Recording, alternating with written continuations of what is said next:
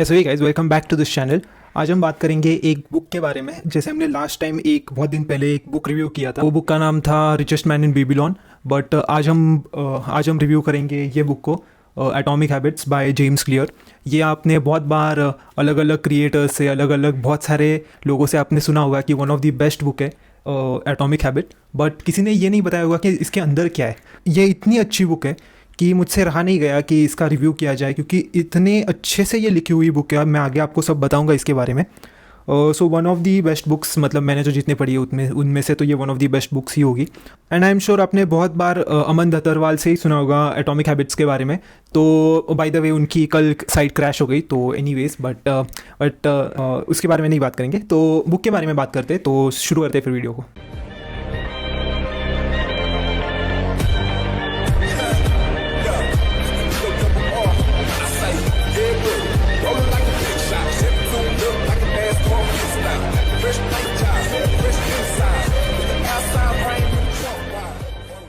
तो बुक में सबसे पहले उनका इंट्रो है, जो ऑथर है उनके इंट्रो है। तो उन्होंने बताया कि जब बचपन में उनमें वो एक बेसबॉल प्लेयर थे और वन ऑफ दी मतलब कि बेस्ट प्लेयर थे वो पूरे उनके कॉलेज में। तो जब वो बेसबॉल खेल रहे थे तो एक बार उनके साथ एक बहुत बड़ा इंसिडेंट हो गया कि जो बैट रहता है, बेसबॉल का जो बैट रहता है, वो उनके फ्रेंड का बैट हिट कर कर यहाँ पर लग गया। तो उनका जो नोज़ था वो यू शेप में उन्होंने बुलाया कि टर्न हो गया था, और पूरा मतलब आइज़ भी है, वो भी आई बॉल भी ऐसे डिसलोकेट हो गए थे। उसके बाद उनके स्कल फ्रैक्चर भी बहुत सारे हुए थे जब उनको ये हिट हुआ था। तो ऑलमोस्ट कितने तो दिन वो कोमा में गए थे और बहुत सारा ब्लड लॉस हुआ था। तो बहुत लोगों को ये भी नहीं लगता था कि ये कभी मतलब खेल भी पाएंगे या फिर इन्हें कुछ याद भी आएगा, क्योंकि एक टाइम पर ये इनका जो याददाश्त था वो भी भूल गए थे। मतलब कि वो ईयर भी उन्हें याद नहीं आ रहा था कि कौन सा ईयर है। सो बहुत ज़्यादा मतलब कि डिफ़िकल्ट टाइम इन्होंने देखा था। तो यही उन्होंने बताया कि उससे जब वो उभरे, मतलब कि जब वहाँ से बाहर निकले, तब वो फिर से उन्होंने बेसबॉल खेला। ऑब्वियसली वो वन ऑफ दी मतलब कि बेस्ट नहीं बन सके वो बेसबॉल में, जो उनका करियर था वो मतलब ड्रास्टिकली चेंज हो गया।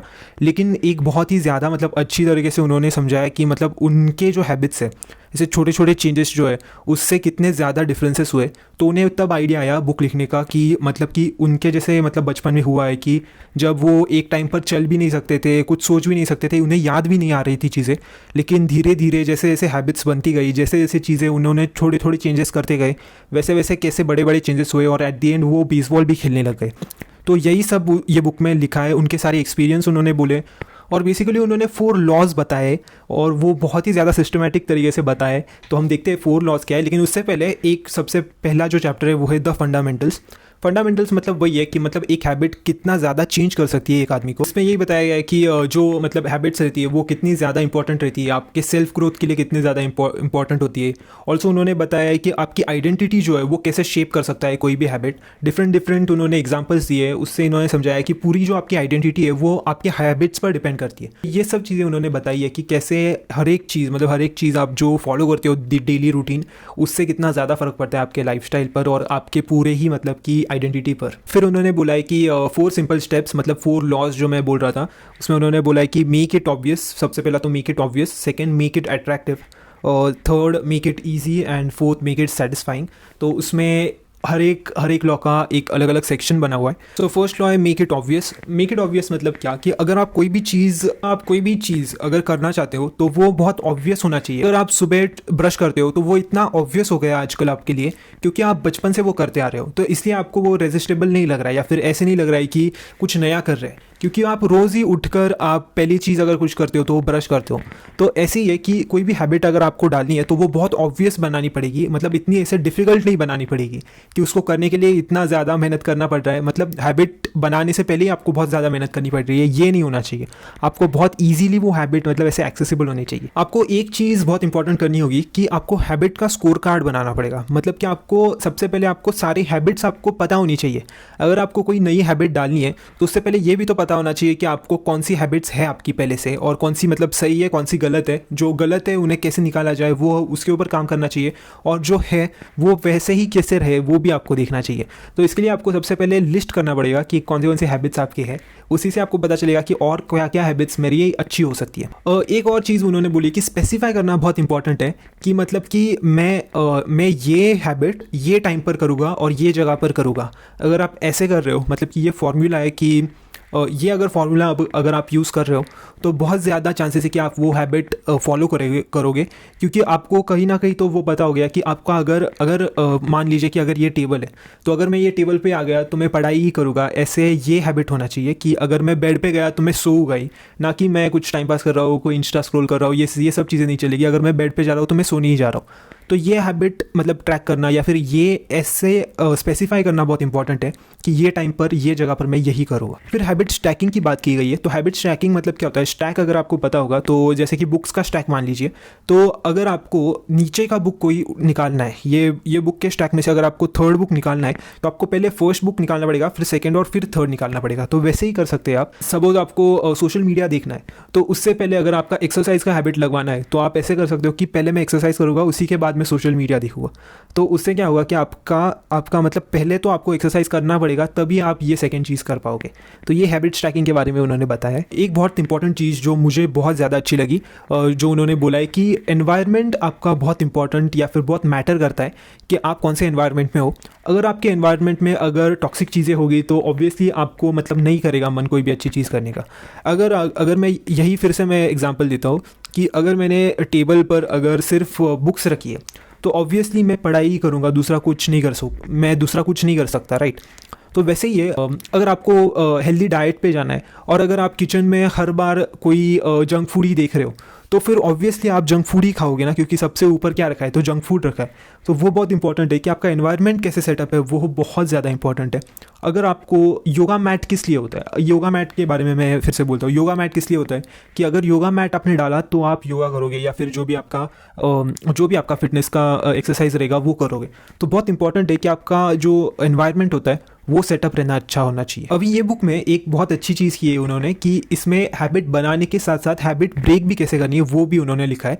तो ऑब्वियसली मेक इट ऑब्वियस का मतलब है कि अगर बहुत ज़्यादा रेस्ट्रिक्शंस रखो आपके जो भी बैड हैबिट्स है उसके ऊपर, जैसे कि अगर आपको, मैं फिर से एग्जांपल देता हूँ जंक फूड का ही, अगर आपको जंक फूड नहीं खाना है तो आप क्या कर सकते हो, उसे बहुत अंदर कहीं पर किचन में छुपा के रख सकते हो। तो उससे क्या होगा कि आपको दिखेगा ही नहीं जंक फूड, तो खाओगे कैसे? मतलब आप फर्स्ट इंस्टिंक्ट आपका ये नहीं रहेगा कि मुझे दिख रहा है तो सबसे इजीली एक्सेसिबल क्या है तो ये मैं खाऊंगा, ऐसा होगा नहीं आपसे। क्यों? क्योंकि आपको वो दिख ही नहीं रहा है। तो ये बहुत इंपॉर्टेंट है कि इतना ऑब्वियस नहीं बनाना है कोई भी हैबिट को, अगर वो रॉन्ग हैबिट है या फिर अगर आपको वो हैबिट छोड़नी है तो सेकंड लॉ है law of attraction. Law of attraction मतलब ये है कि कोई भी हैबिट है तो उसे बहुत ज़्यादा अट्रैक्टिव बनाइए। अभी ये मतलब सुनने में तो बहुत अच्छा लगता है लेकिन करने में थोड़ा डिफिकल्ट है। उन्होंने बोला है कि कोई भी अगर हैबिट है तो उसे और अट्रैक्टिव कैसे बनाया जा सकता है। जैसे कि एक एग्जांपल उन्होंने दिया है कि नेटफ्लिक्स, एक कोई तो बंदा था जिसे नेटफ्लिक्स देखना था, तो वो उसने क्या किया था कि एक साइकिल तैयार की थी, तो और साइकिल के आगे उसने उसका नेटफ्लिक्स लगाया था। तो वो क्या करता था कि अगर साइकिल का स्पीड थ्रेशोल्ड मतलब एक स्पेसिफिक नंबर या फिर एक स्पेसिफिक स्पीड के नीचे आया तो नेटफ्लिक्स बंद हो जाता था, लेकिन अगर उसका ऊपर रहा तो वो नेटफ्लिक्स शुरू रहता था। मतलब ये बहुत इंटरेस्टिंग चीज़ की है उसने, मतलब ये कोई सोच भी सकता है कि एक हैबिट के लिए ये इतना सब कर रहे हैं, लेकिन ये एक एग्जाम्पल दिया है। आप वैसे ही कोई भी अच्छी हैबिट के लिए आप थोड़ा सा उसे अट्रैक्टिव बना सकते हो, थोड़ा उसको आपका इसमें ये भी आ जाता है, रिवॉर्डिंग का फैक्टर आ जाता है कि अगर आप रिस्पॉन्स रिवॉर्डिंग का मतलब अगर आप कोई भी चीज़ कर रहे हो, कोई भी हैबिट अगर आप लगा रहे हो तो उसको आप आपको खुद को ही रिवॉर्ड कर सकते हो कि मैंने आज ये किया तो मैं आज ये करूँगा। तो ये सब चीज़ें कर सकते हो। तो लॉ ऑफ अट्रैक्शन ये है कि जितना ज़्यादा अट्रैक्टिव कोई भी हैबिट को बनाया जा सकता है उतना बनाइए। एंड द अपोजिट मतलब ब्रेक अगर करना है कोई भी हैबिट तो उसके लिए आपको बहुत ज़्यादा मतलब अनअट्रैक्टिव ये पूरा जो भी आपका हैबिट है वो बनाना पड़ेगा। बहुत लोगों को तो और यही एक रीज़न है कि जो स्मोकिंग के जो पैकेट्स रहते हैं या फिर बाकी भी जो मतलब कि एडिक्टिव जो भी रहता है उसके जो पैकेट्स रहते हैं उसके ऊपर ऐसे अलग अलग पिक्चर्स लगाए जाते हैं या फिर मूवीज़ से पहले भी ये सब चीज़ें दिखाई जाती है। उसका रीज़न ही यही है कि उसे ज़्यादा से ज़्यादा अनअट्रैक्टिव बनाना चाहते हैं ये लोग।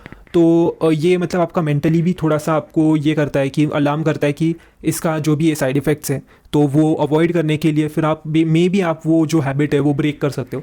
तो यही है कि जितना ज़्यादा अनअट्रैक्टिव बनाया जा सकता है उतना कर सकते हैं आप। तो third law is make it easy. Obviously आपको ईजी बनाना है सब चीज़ें। अगर आपको रनिंग करना है, अगर आपको सुबह उठकर कोई भी एक्सरसाइज करनी है तो आपके जो शूज़ है वो ऐसे ऊपर चाहिए या फिर आपको बहुत इजीली एक्सेसिबल चाहिए, नहीं तो आप रनिंग करने जाओगे नहीं कभी। वैसे ही अगर आपको बुक रीडिंग का अगर आपको हैबिट लगाना है तो बुक आपको सामने दिखना चाहिए। अगर आप बुक रखोगे दूसरे कोई रूम में और आप एक्सपेक्ट कर रहे हो कि वो बुक आप पढ़ोगे तो वैसे तो बिल्कुल भी नहीं होगा। आपको वो बुक मतलब आपके बेड पे होना चाहिए, आपके जिधर भी आप बैठते हो वहाँ पर होना ही चाहिए। तो उससे क्या होगा कि आपको मतलब हर बार आपको ऐसे लगेगा कि हाँ मुझे बुक पढ़ना है, कभी ना कभी तो बुक पढ़ना है, कहीं ना कहीं तो आपके बैक ऑफ द माइंड ये रहेगा थॉट कि मुझे बुक पढ़ना है।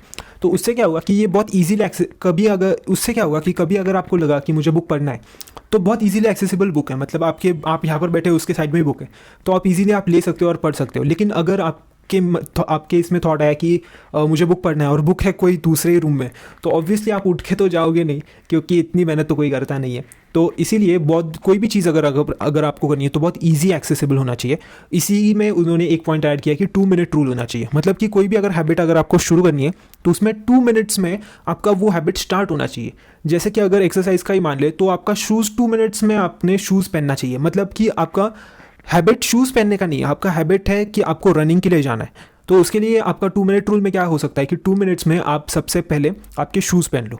वैसे ही अगर आपको गिटार सीखना है, अगर आपको इंस्ट्रूमेंट सीखना है, तो उसके लिए आपको सीखना वो आपका हैबिट है, लेकिन आपका 2 मिनट्स रूल में वो नहीं आना चाहिए। आपका सबसे पहले क्या आना चाहिए, गिटार का ट्यूनिंग आना चाहिए, कि पहले आप गिटार का ट्यूनिंग कर रहे हो 2 मिनट में। तो ऑब्वियसली अगर आप गिटार का ट्यूनिंग कर रहे हो तो उसके बाद तो आप बजाओगे ना, अगर आप 2 मिनट उसके लिए स्पेंड कर रहे हो तो उसके बाद तो आपका मतलब हैबिट वो लग ही जाएगा। लेकिन 2 मिनट मतलब शुरुआत करना बहुत इंपॉर्टेंट है कोई भी चीज़ की। वैसे ही अगर आप गिटार सीखना चाहते हो तो पहले उसको बाय करना भी इंपॉर्टेंट है। एक चीज़ और इन्होंने बहुत अच्छी बोली है कि कोई भी अगर आपको टेक अच्छा मिल रहा है या फिर कोई भी चीज़ अगर मिल रही है जो आपके हैबिट को मतलब कि परमानेंट बना सकती है, तो उसको बिल्कुल आपने उसमें इन्वेस्ट करना चाहिए। जैसे कि फ़िटनेस ट्रैकर्स होते हैं, तो फिटनेस ट्रैकर्स का मतलब कि इतना बूम इसीलिए हुआ है क्योंकि फिटनेस ट्रैकर पहनने के बाद कोई भी अगर यूज़र है तो वो ऑब्वियसली उसका मतलब यूज़ करना चाहेगा, राइट। इसीलिए वो ज़्यादा एक्सरसाइज करेगा, ज़्यादा बाहर जाएगा। और ये बहुत एक मेन रीज़न है, एक अच्छा मोटिवेशन है कि अगर आप कोई भी टेक ले रहे हो तो फिर उसे यूज़ करना एक बहुत अच्छा मोटिवेशन होगा 100%। वैसे ही अगर आपको कोई इंस्ट्रूमेंट सीखना है, मैं फिर से गिटार की बात करता हूँ, तो गिटार अगर आपको सीखना है तो पहले आपके पास गिटार होना चाहिए। तो अगर आप गिटार बाय करोगे तो बाय डिफ़ॉल्ट आप थोड़ा तो टाइम निकालोगे उसे सीखने के लिए। अगर आपका गिटार आपके सामने दिख रहा है तो आप बाय डिफ़ॉल्ट कभी ना कभी तो उसे बजाओगे ही। तो ये सब चीज़ें बहुत इंपॉर्टेंट है कि आपको ये बहुत एक्सेसिबल होना चाहिए और वो जो इंस्ट्रूमेंट्स है वो आपके सामने दिखने चाहिए। एंड ऑब्वियसली अगर आपको कोई भी ब्रेक करना है हैबिट तो आपको इंक्रीज़ करना पड़ेगा, फ्रिक्शन जिसे हम बोलते हैं, वो वर्ड उन्होंने यूज़ किया है कि फ्रिक्शन इंक्रीज़ करना पड़ेगा। बिल्कुल ईजी नहीं रखना होगा। अगर आपको कोई भी हैबिट अगर ब्रेक करनी है तो उसके लिए अगर नेसेसरी कोई चीज़ है तो वो चीज़ को अगर आपको ऐसे इजीली एक्सेसिबल नहीं रखना होगा, मतलब आपके सामने वो नहीं रखनी होगी चीज़। नहीं तो फिर अगर आपके सामने वो चीज़ होगी तो आप बिल्कुल वो मतलब आप यूज़ करोगे ही और फिर आपका हैबिट बनता ही जाएगा वैसे। तो उसके लिए आपका जो टूल है या फिर टेक है उसमें अनवांटेड टेक हो गया या अनवांटेड जो भी आपकी चीज़ें है वो बाय करना भी उन्होंने बोला है कि रेस्ट्रिक्ट करना चाहिए। जैसे कि फिर से जंक की बात कर लेते हैं कि जंक फूड अगर आप बाई ही नहीं करोगे, या फिर आप अगर सुपरमार्केट जा रहे हो और अगर मार्केट में से आपने जंक फूड बाई ही नहीं किया या फिर वो सेक्शन में ही नहीं गए तो आप बाई ही नहीं कर रहे हो वो चीज़ें, तो बाई डिफ़ॉल्ट आप खा ही नहीं रहे हो, तो आप हेल्दी जो फूड है वही आप खाओगे। तो वैसे ही आपको करना है कि जो भी एनवायरनमेंट है उसमें ऐसी चीज़ें नहीं लानी है जिससे आपकी हैबिट्स ब्रेक हो सके। Yes, and the last law is make it satisfying, मतलब कि आपको कोई भी अगर हैबिट आप बना रहे हो और बहुत ज़्यादा डिफिकल्ट है वो, तो उसके लिए आप रिवॉर्ड एक रख सकते हो आपके खुद के लिए कि अगर मैंने ये चीज़ की है, अगर ये आज अच्छी चीज़ की है तो मैं ये कर सकता हूँ। जैसे कि अगर आपने आज एक्सरसाइज की है तो मैं 5 मिनट इंस्टा देख सकता हूँ। ऐसे आप रिवॉर्डिंग आपके जो भी है वो रख सकते हो। इस तरह आप एक हैबिट ट्रैकर भी रख सकते हो जिसमें आप सब लिख रहे हो या फिर एक ट्रैक रख रहे हो कि मैंने आज इतने पुशअप्स मारे, या फिर मैंने आज इतने सारे जो भी कॉर्ड्स है गिटार के वो ट्राई किए। ये सब चीज़ें आप ट्रैक कर सकते हो। आप डेली हैबिट ट्रैकर रख सकते हो कि मैंने आज ये चीज़ें की है, ये हैबिट्स मुझे लगानी है और ये हैबिट्स ब्रेक करनी है, तो मैंने ये सब चीज़ें टिक की है, ये सब चीज़ें टिक की है। तो ये सब चीज़ें आप कर सकते हो। इसके लिए आपको हैबिट ट्रैकर रखना पड़ेगा एक।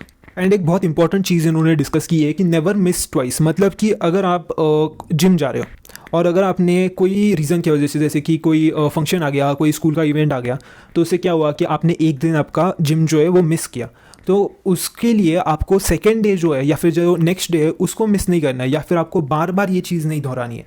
तो उससे क्या होगा, आपका हैबिट बनेगा नहीं। अगर आप एक दिन जिम नहीं जा रहे हो तो फिर आपको बार बार, एक दिन जिम नहीं जा रहे हो तो फिर आपको बार बार ऐसे नहीं करना है कि मैं जिम नहीं जा रहा हूँ। आपको कंटिन्यू करना है हैबिट, मतलब कि नेवर मिस इट ट्वाइस का मतलब यही है कि आपको दोबारा ये जो गलती आपने की है वो आपको दोहरानी नहीं है। मतलब आपको अगर कोई गलती है तो उसे सुधारना तो चाहिए ही, लेकिन उसको फिर से रिपीट भी नहीं करना चाहिए।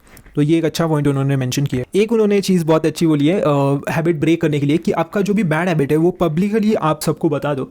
उससे क्या होगा कि मतलब वो बहुत ज़्यादा पेनफुल होता है कि जब बाकी के लोग आपको जज करते हैं कोई भी बैड हैबिट के लिए, और उसी से मे बी आप थोड़ा सा मतलब मोटिवेट हो जाओ कि वो जो भी आपकी बैड हैबिट है उसे अवॉइड करो। तो आपकी जो गलत हैबिट्स है उसको और मोटिवेट करने का अगर आपको एनवायरनमेंट मिल गया तो ऑब्वियसली आपका वो जो हैबिट है वो छूटेगा ही नहीं, क्योंकि आपका एनवायरनमेंट वैसा है।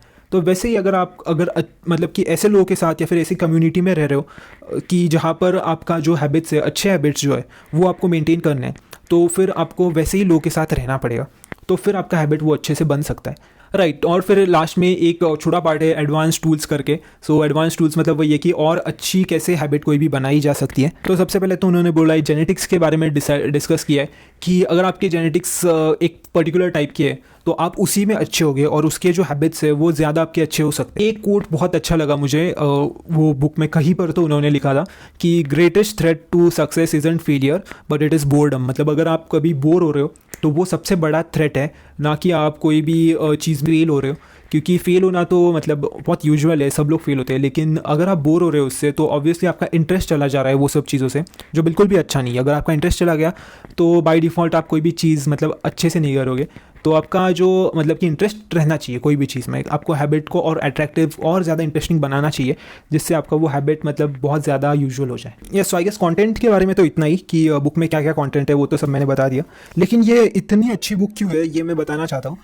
अगर आप हर एक बुक के अगर आप देखोगे, अगर आपको दिख रहा है तो यहाँ पर इन्होंने 2 टेबल्स बनाए, जिसमें फर्स्ट उन्होंने लिखा है कि क्रिएट हैबिट्स, मतलब how to create habits and how to break habits करके, ऐसे हर एक चैप्टर के बाद उन्होंने ऐसा एक टेबल दिया है, और हर एक चैप्टर के बाद उन्होंने समरी दिया है कि मतलब कि उस चैप्टर में क्या क्या है ये सब उन्होंने लिखा है। अगर आप देख सकते हो तो ये पूरा चैप्टर समरी है, 8 पॉइंट्स के उन्होंने ऐसे पॉइंट्स करके पूरा चैप्टर का समरी दिया है। तो अगर आपको बाद में कभी रिवाइज़ करना है या फिर आपको कुछ याद नहीं आ रहा है तो फिर आप सीधा जाके ये जो पॉइंट्स है वो देख सकते हो।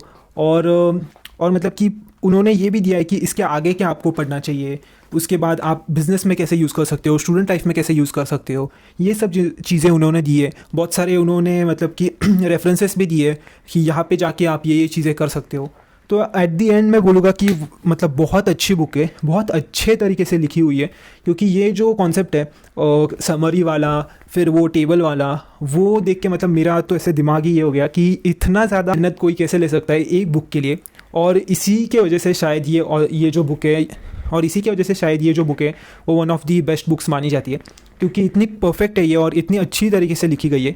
तो अभी मैं बाकी कोई भी बुक पढ़ रहा हूँ अभी, तो मैं चाहता हूँ कि ऐसी ही चीज़ें उसमें हो। तो ये इसने एक स्टैंडर्ड सेट कर दिया है, मैं ऐसे बोलूँगा। तो यस, मैं सबको रिकमेंड करूँगा ये बुक। और मैं तो खुद किसी से भी मिल रहा हूँ तो ये सबको बोल रहा हूँ कि ये बुक पढ़ो, लेकिन मैं स्पेशली सबको रिकमेंड करूँगा। और ये फ़र्क नहीं पड़ता कि अगर आप स्टूडेंट हो या फिर आप स्टूडेंट नहीं भी हो, लेकिन ये बुक बहुत अच्छी है सबके लिए। सबके लाइफ में कोई ना कोई हैबिट्स होती है, तो वो ब्रेक करना या फिर कोई भी हैबिट्स लगाना वो सबका कोई ना कोई तो एम होता ही है। उससे फुलफ़िल करने के लिए एक बहुत अच्छा गाइड है। तो मैं सबको रेकमेंड करूँगा कि ये बुक जाके पढ़े। ऑडियो बुक सुने अगर आपको पढ़ना अच्छा नहीं लग रहा है, लेकिन बिल्कुल एक बार तो कम से कम ये बुक पढ़े, ऐसा मैं रिक्वेस्ट करता हूँ सबको। So yeah I guess that's it from my side. अगर आपके लाइफ में थोड़ा भी वैल्यू ऐड हुआ है तो प्लीज़ सब्सक्राइब कीजिए चैनल को और लोगों के साथ शेयर कीजिए वीडियो को, and stay tuned to this channel. Thank you.